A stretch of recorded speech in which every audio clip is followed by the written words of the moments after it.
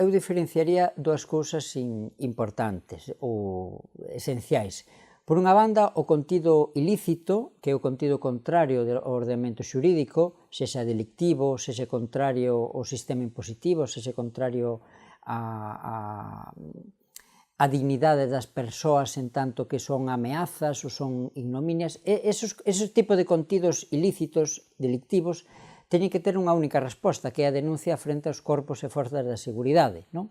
Sexa nos cartéis da Garda Civil, das comisarías de policía ou no xulgado de garda.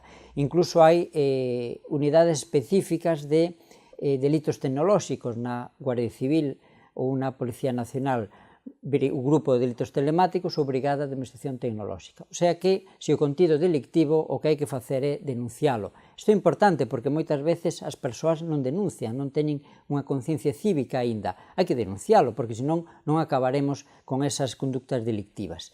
Pero se o contido é nocivo, é dicir, que dá lugar a un prexuízo para os menores porque é agresivo ca súa socialización, por exemplo, unha violencia de reducidas dimensións, os xogos online, a pornografía entre adultos, son contidos lícitos pero nocivos. En ese caso, o que hai que facer é o que dixen antes, educación, educar as persoas, os nenos e as nenas, para que sexan respetuosos co próximo, para que pensen que a súa socialización é progresiva e que, polo tanto, non é convinte que accedan a contidos de adultos, xa terán tempo de tomar esas decisións, e usar mecanismos tecnolóxicos de control, como a etiqueta de sitios web ou o software de control parental, que ten que ser indispensable nos centros educativos e tamén nas casas onde hai menores.